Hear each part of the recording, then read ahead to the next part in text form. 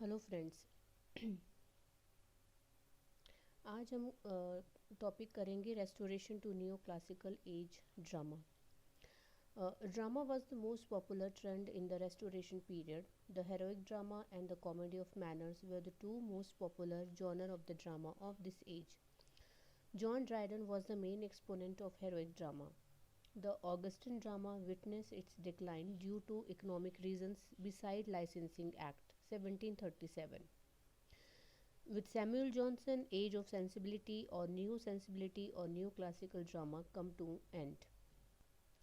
तो रेस्टोरेशन का सिंपल मतलब होता है फिक्सिंग, कुछ ठीक करना। तो ड्रामा में रेस्टोरेशन पीरियड के टाइम पे ड्रामा भी बहुत पॉपुलर ट्रेंड था। इसमें दो मेन ड्रामाज आते हैं, हीरोइक ड्रामा और कॉमेडी ऑफ मैनर, जिसके बारे में हम आगे डिटेल में पढ़ेंगे।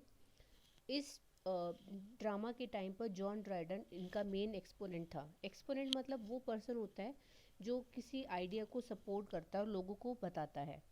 तो Augustan drama witness its decline due to the economic reason. तो जब ऑगस्टन ड्रामा जो चल रहे थे, ऑगस्टन ड्रामा का मतलब होता है drama of the ancient Rome during the reign of Caesar Augustus.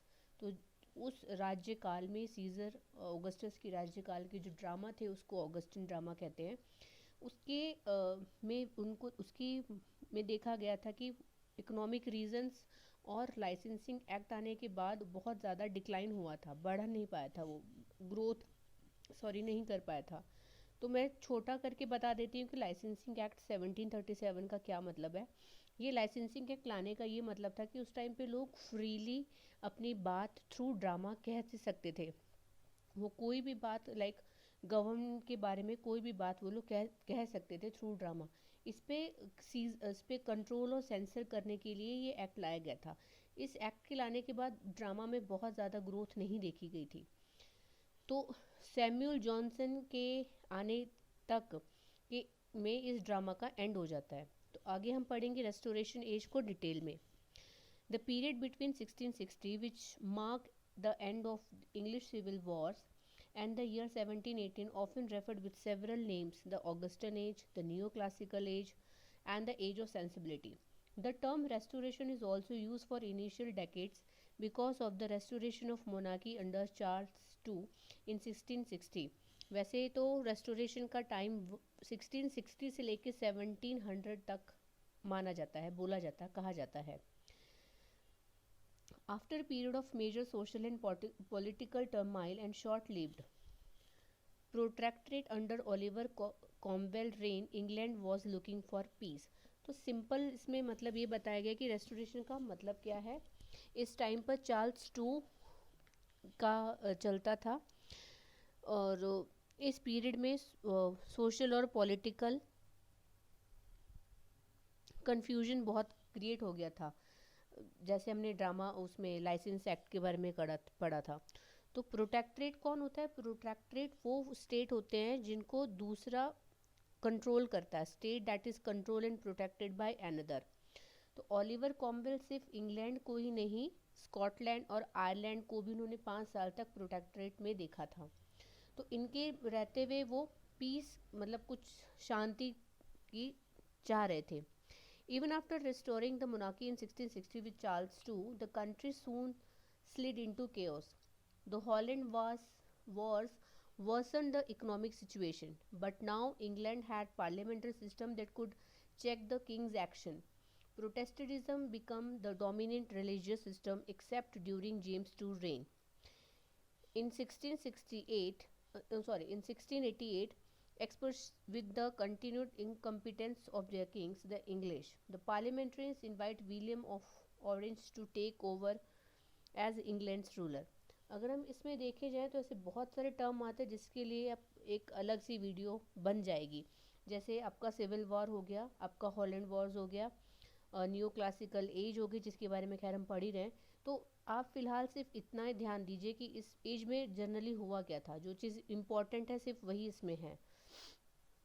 तो इनको शांत करने के लिए इस पे जो कियोस चल रहा था तो उन्होंने विलियम को ऑफ ऑरेंज नाम है उनका, उनको इंग्लैंड का रूलर बनाने के लिए बुलाया कि आप आकर यहाँ पे रूल करिए। Willem and his wife Mary came to occupy the throne of England without even a minor battle or event. Celebrated as Glorious Revolution or the Bloodless Revolution, it marked the domination of Hanoverian dynasty over England and the end of the Stuart line of rulers. To the term the age of sensibility denotes the renewed interest in the sense where intellectual and writer debates the two opposite of reason and sentiment mind and feeling. तो as of sentiment की अगर हम बात करें तो उसमें क्या interest क्या राइटर्स ने लिखा था, उसमें जो पढ़े लिखे जो इंटेलेक्ट लोग होते थे वो दो चीज़ों के बारे में लिखते थे, खासकर रीज़न हो गया या कोई सेंटिमेंट हो गया, माइंड हो गई, कोई फीलिंग हो गई, लव हो गया, वॉर हो गया. सेकेंड है the term new classical refers to the interest many writers and artist had in classical Greek, Roman and Latin literatures and arts. तो न्यू क्लासिकल में इंटरेस्ट राइटर्स और आर्टिस्ट का था वो बहुत पुराने, वापस अगेन जो ग्रीक में जो रोमन में जो लिटरेचर आर्ट्स था वो वापस उनका इंटरेस्ट बन गया था. इसमें ट्रांसलेशंस हुई थी. Adaptation from the ancient form marked a revival of interest in the classical art and the age of hence termed new classical. New classical literature was written between 1660 to 1798. Very important. तो new classical age में actually writers ने पुराने वाले जो काम लिखे हुए थे उसको ट्रांसलेट किया था, लैंग्वेज में ट्रांसलेट किया था. तो हम अगर इस पीरियड की बात करें तो इस टाइम पीरियड को हम 3 पार्ट्स में डिवाइड कर सकते हैं. The restoration period, the Augustan period, the age of Johnson. तो पहला हमारा रहेगा the drama of restoration age, कि इस एज में कैसा ड्रामा लिखा गया था. The writer of Restoration age drove out the moral alertness and seriousness which had characterized the Purtian writers and replaced it with a spirit of joy and cheerfulness. तो इसमें जो राइटर्स ने seriousness पर लिखा था drama,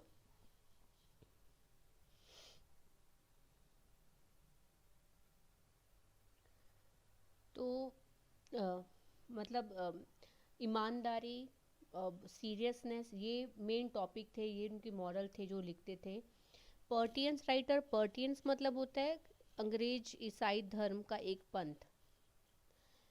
and replace it with the spirit of Joy and cheerfulness. तो वो उन्होंने ये सब चीज़ों से निकल कर जॉय और चीयरफुल, खुशी वाली टॉपिक पर लिखना उन्होंने शुरू किया, जिसको रेस्टोरेशन बोला गया. पहले बहुत सीरियस ड्रामा लिखते थे. Because of the French influence on English court, the literature of the age was influenced by French model. तो जो इंग्लिश कोर्ट में जो फ्रेंच इन्फ्लुएंसर थे उनसे इन्फ्लुएंस होकर जब लिटरेचर जो लिखी गई उसमें फ्रेंच मॉडल ज़्यादा था. लाइक जो फ्रेंच लोग जिस लिटरेचर में जिस थीम पर लिखते थे वही थीम हमको इस रेस्टोरेशन एज में देखने को मिली है. In the literature of this age one sees a change from fancy to wit and from poetry to prose. Wit का मतलब होता है गुड सेंस, मतलब आपने फैंसी और चीज़ों से हटकर अच्छे सेंस में ड्रामा लिखना शुरू किया, पोइट्री से हटकर प्रोज लिखने शुरू किए. Pamphlet literature also came into trend. Pamphlet literature आना शुरू हो गए. 2 great diarists, John Evelyn and Samuel Pepys, belong to this period. One of the most popular texts of the time was Butler Hudibras, which ridicule the Puritans. तो इन्होंने एक हुडिबरस नाम करके एक टेक्स्ट लिखा जो कि पर्टियंस के ड्रामा को लेकर कॉमेडी सेंस में बनाया गया था, उसको रिडिक्यूल्ड किया गया था कि आपने जो लिखा है ये उसके अपोज में मैं लिख रहा हूँ. According to J.E. Luyberging, many of the literary form considered typical of the modern world, including the novel, biography, history, travel, writing and journalism, were either invented or reached their maturity during this period.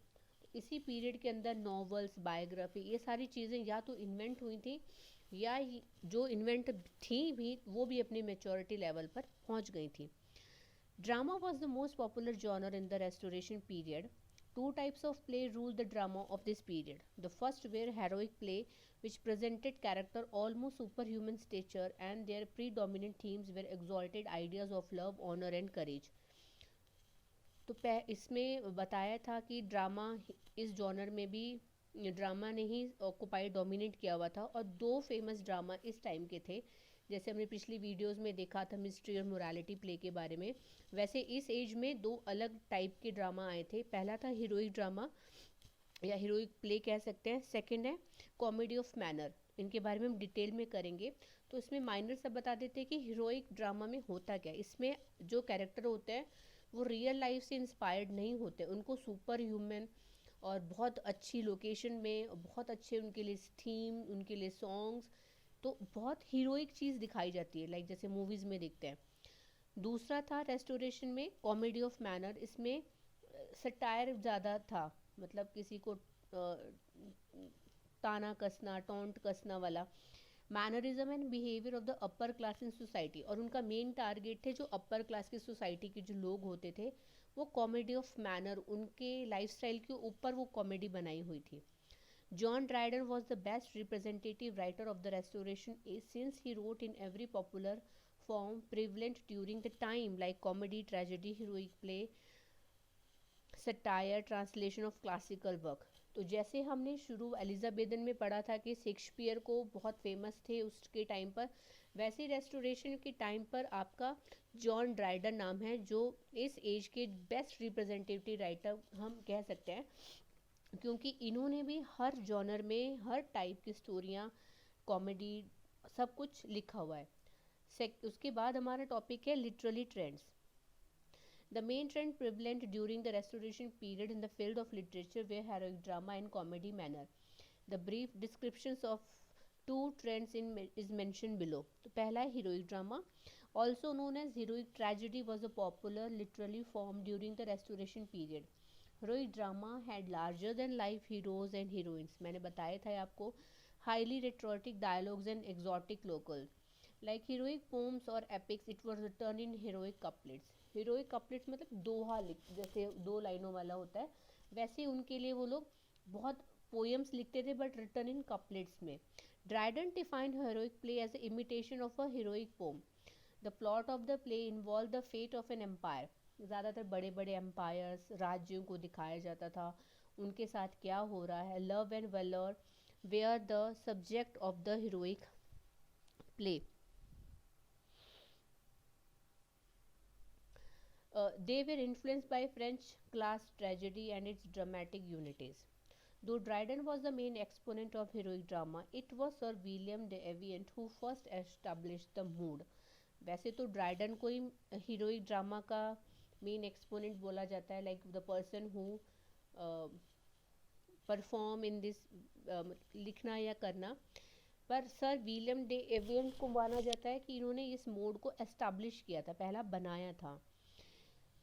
William de Evian wrote what is considered the first heroic drama, The Sage of Rhodes.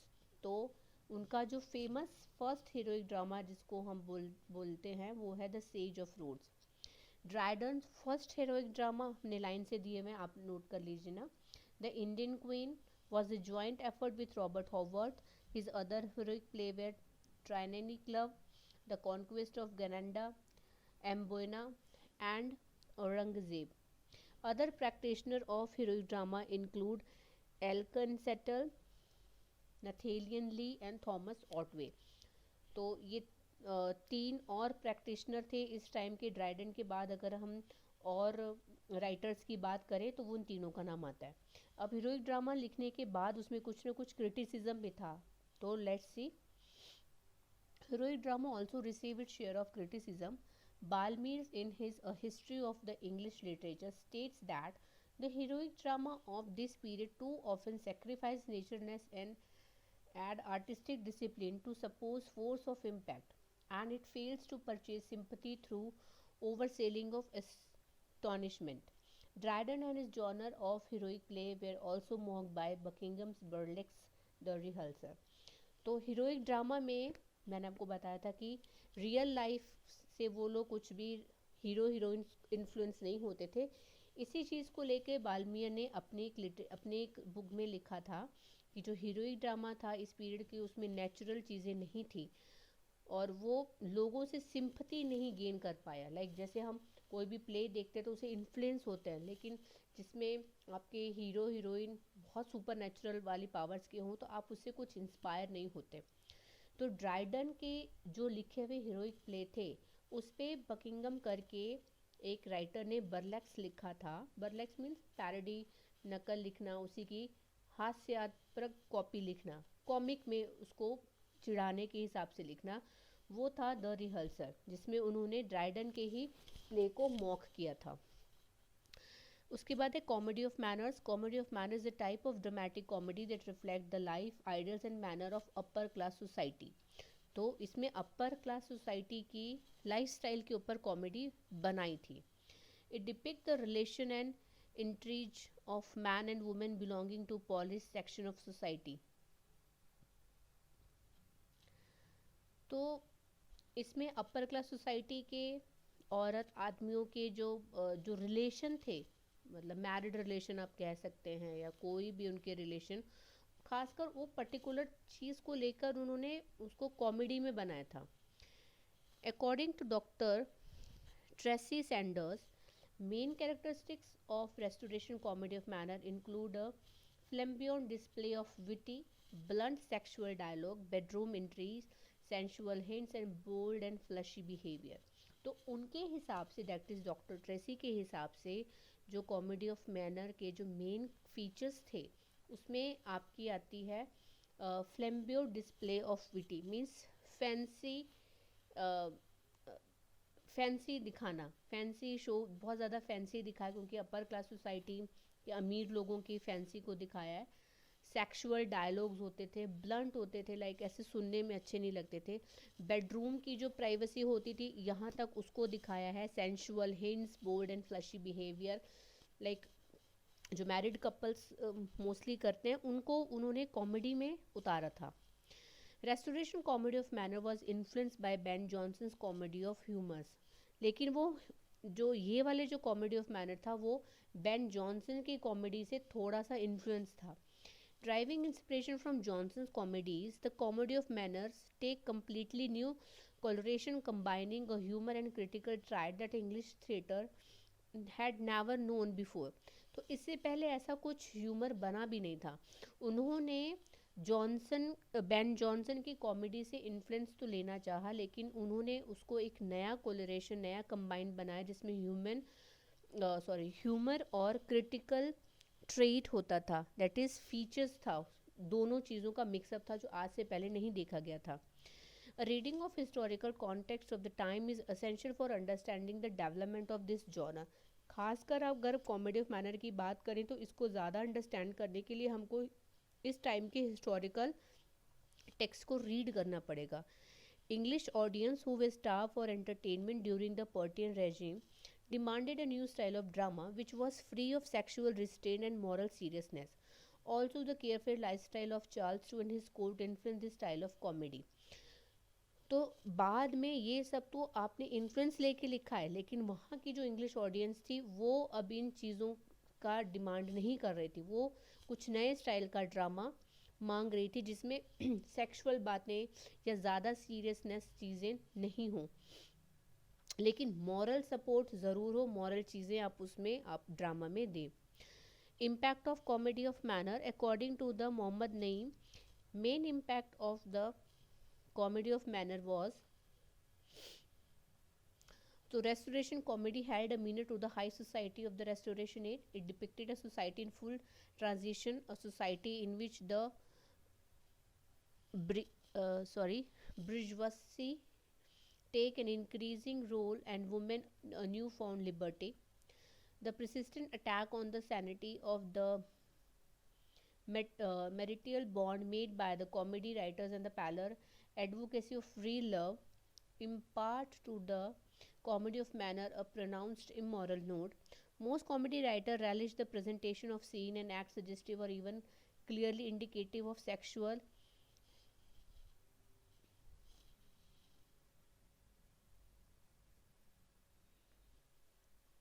licentious। The comic dialogue was bristling with salacious innuendos due to sexual frankness and openness. The restoration comedy of manner has also been criticized for being immoral।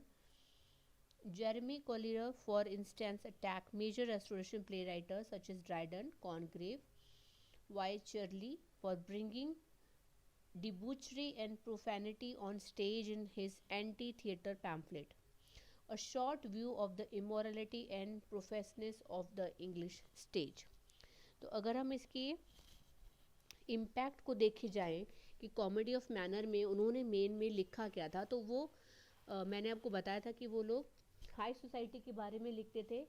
उनके तो वो जो पूंजीपति होते थे, जो पैसे वाले लोग होते थे, उनके रोल बहुत ज़्यादा दिखाए थे उन्होंने। और शादीशुदा जो जोड़े होते, जो शादी का जो पवित्र रिश्ता होता है, उसके ऊपर उन्होंने बहुत ज़्यादा कॉमेडी बनाई थी, जो कि लोगों को पसंद नहीं आई थी। ज़्यादातर जो कॉमेडी राइटर जो प्रेजेंट करते थे, जो उनके एक्ट होते थे, वो ज़्यादातर सेक्सुअल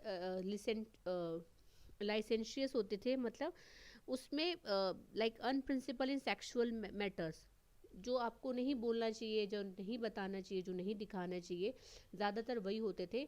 कॉमेडी जो डायलॉग्स होते थे शॉर्ट होते थे, बहुत ही सेक्सुअल मैटर से भरे होते थे। अगर हम उनको दूसरी हिंदी भाषा में कहें तो बहुत गंदा करके वर्ड आएगा।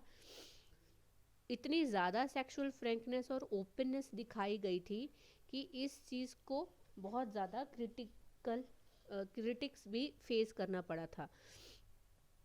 तो जर्मी कॉलिर नाम के जो राइटर थे, उन्होंने जो इस टाइम के जो प्ले राइटर थे, उनके ऊपर सीधा सीधा अटैक किया था। उन्होंने कहा था कि जो आप जिस टाइप की डिबूचरी और प्रोफैनिटी आप दिखा रहे हो स्टेज पर, वो नहीं दिखानी चाहिए। इसका मतलब होता है excessive indulge in sex, alcohol और ड्रग, और using of bad language. Next आता है dramatist of the restoration age. अब इस एज के जो मेन ड्रामाटिस्ट थे वो थे George Etherege, William Wycherley, William Congreve, Aphra Behn, John Vanbrugh and George Farquhar. Next topic है हमारा neo classical drama. Augustan drama can refer to the drama of the ancient Rome during the reign of Caesar Augustus. तो scissor Augustus के राज्यकाल के time को Augustus drama बोला जाता है, but it mostly commonly refer to the play of Great Britain in the early 18th century. A subset of 18th century Augustus, that is neoclassical literature. King George I referred to himself as Augustus, and the poet of the era took this reference as apropos as the literature of Rome during the Augustus moved from historical and didactic literature to the literature of highly finished and sophisticated epics and satire. तो उस time की जो Augustus के इस time पे जो play लिखे हुए थे, वो बहुत ज़्यादा उपदेश वाले होते थे, लाइक हिस्टोरिकल और एजुकेशनल लिटरेचर होती थी, जिससे वो लोग मूव्ड ऑन होकर उन्होंने सोफिस्टिकेटेड और एपिक और सटायर लिखना शुरू कर दिया। In drama it was an age in transition between the highly witty and sexually playful restoration comedy, the pathetic tragedy or she tragedy of the turn of the 18th century, and any later plot of middle class anxiety. तो हमने देखा ही था कि इस time पे sexually और highly witty वाले comedy होती थी, पैथेटिक ट्रेजेडी होती थी, जो ज़्यादातर जिनका जो मिडिल क्लास की एंजाइटी, डिप्रेशन, वो इनके प्लॉट में होते थे। The Augustan stage retreated from the Restoration focus on Kugduri marriage for fortune and a life of leisure. तो इन्होंने जो ऑगस्टन एज में जो ज़्यादातर फोकस था उनका ऐसी शादियों पर होता था या ऐसे आदमियों की थीम पे बनाया जाता था, like a man whose wife is sexually unfaithful, marriage of fortune and a life of leisure, जिसकी लाइफ में बहुत ज़्यादा मज़े होते थे, आप ये वर्ड कह सकते हैं।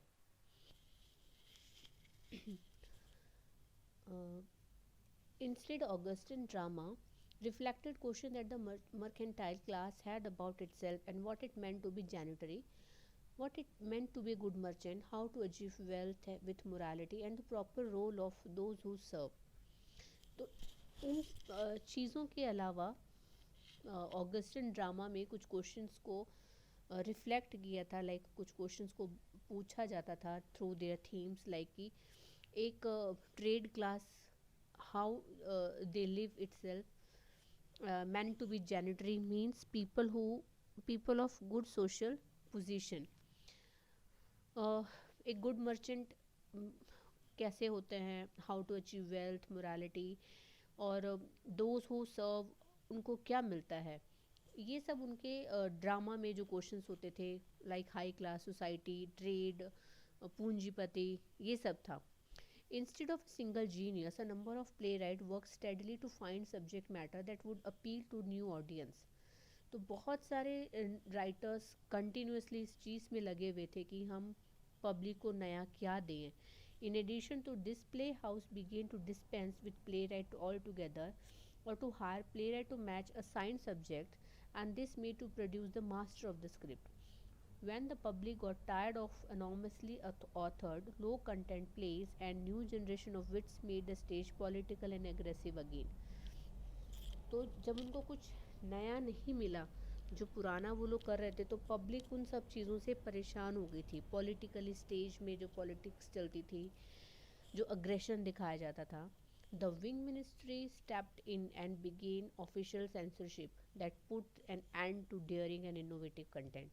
तो लाइक वो जैसे लाइसेंसिंग एक्ट वाला सीन था, सेम टू सेम वैसे यहाँ पर भी इस एरा में भी हुआ, जिसमें लोगों, जो मिनिस्ट्री होती थी, जो पार्लियामेंट के ऑफिसर्स होते थे, उन्होंने इस चीज़ को एंड करने का प्लान किया कि लाइक आप बहुत ज़्यादा न्यू कंटेंट, नई सोच लोगों को नहीं बता सकते, कुछ नया नहीं ला सकते.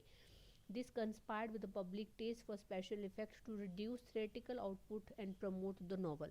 उनको लगता था कि जो थिएटर्स में जो दिखाया जा रहा है, जो ड्रामा में पोर्ट्रे हो रहा है, पब्लिक को उस चीज़ से दूर करके हम नॉवेल्स को प्रमोट करें. Augustan era drama ended definitely in 1737 with the licensing act. अभी मैंने बताया कि licensing act जब वो लाए, जिसमें उन्होंने सेंसरशिप और बंदिशें लगाना शुरू कर दिया, तो ऑगस्टन एरा का एंड बोला गया.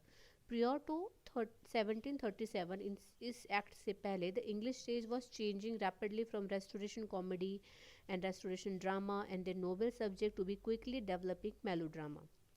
George Lillo and Richard Steele wrote the trend-setting plays of the early Augustan period. तो ये दो राइटर थे जिन्होंने एक ट्रेंड सेटिंग प्लेज जो शुरू में जो चलाए थे, वो इन दोनों के ऊपर माने जाते हैं.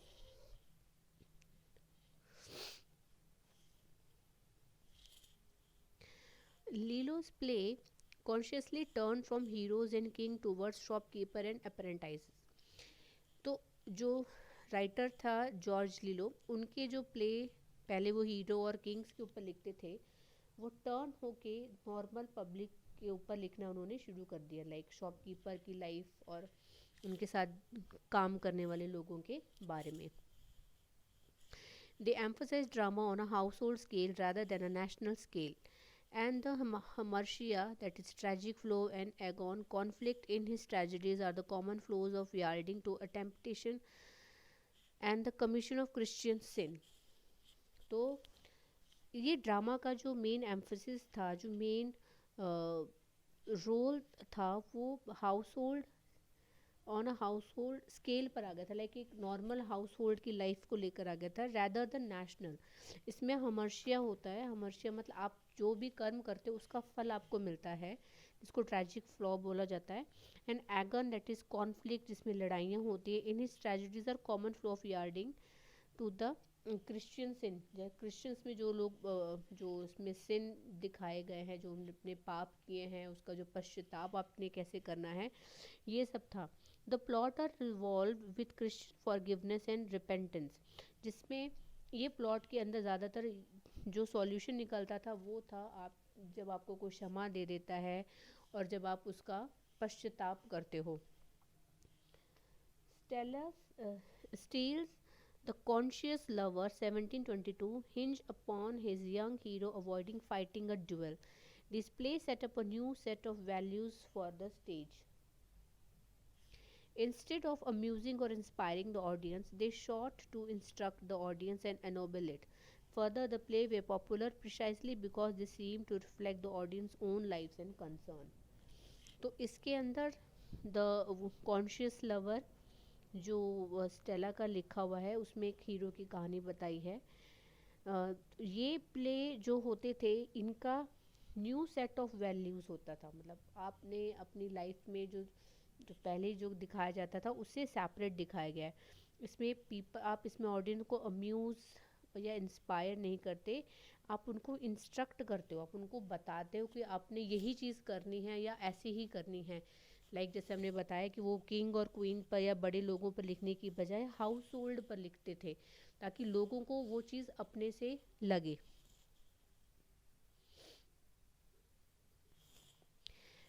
As during the Restoration, economic reality drove the stage. During the Augustan period, under Charles II court patronage meant economic success, and therefore the Restoration age features play that would suit the monarch and of the court. The drama that celebrated kings and told the history of Britain's monarch was fit fare for the crown and courtiers. Charles II was a philander, and so Restoration comedy featured a highly sexualized set of plays. However, after the reign of William III and Mary II, the court and the crown stopped taking a great interest in the playhouse. तो जब तक Charles to का राज्यकाल था तब तक उनके जैसे ही प्ले, उनकी लाइफस्टाइल वाले प्ले ही like sexualize set of plays ही दिखाए जाते थे। लेकिन विलियम थ्री और मैरी टू के आने के बाद उन दोनों ने प्ले हाउस में बहुत ज़्यादा इंटरेस्ट नहीं लिया। जनरली तो जो राजा रानी होते हैं वही लोग आपका जो सोसाइटी में जो ड्रामा चल रहा है उसमें इंटरेस्ट लेते हैं, उनको बताते हैं कि आप इस थीम पर लिखो या ये चीज़ को अपने बढ़ावा देना है। लेकिन इन दोनों के टाइम पर ऐसा नहीं था। Theatre had to get their money from the audience of city dwellers, therefore they consequently played that reflected city anxiety and celebrated the life of citizens where the ones to draw crowd. तो जब राजा रानी ने interest लेना बंद कर दिया तो लिखने वालों को और थिएटर वालों को पैसा चाहिए, तो वो पैसा उनको ऑडियंस से ही मिलेगा। तो ऑडियंस को अपने पास ग्रैब करने के लिए, अटेंशन लाने के लिए उनको वो चीज़ लिखनी थी जिससे वो उनकी तरफ खींचे चले आए और उनके ही थिएटर में ड्रामास देखें। The extricated material from the Restoration continued to be mounted and adapted. Adaptations of Tudor plays were made and run, but the new plays that were authored and staged were the domestic and middle class drama. The other dramatic innovation was spectacle plays that had little or no next but which emphasized novel special effect. Video का last topic है the age of Johnson. The age of Johnson is often referred as the age of sensibility, which ranged from the middle of the 18th century until 1798. Ending the age of Johnson, the Romantic period arrived in 1798 with the publication of lyrical ballad by poet William Wordsworth and Samuel Taylor Coleridge. तो ये दोनों writer famous हैं जिनके नाम पर ये as I थी। इस एज में पहले वाले एज के ड्रामा में बहुत ज़्यादा डिफरेंस था, इसमें लिरिकल बैलेड ज़्यादा फेमस थे। तो I hope you like the video. Thank you so much.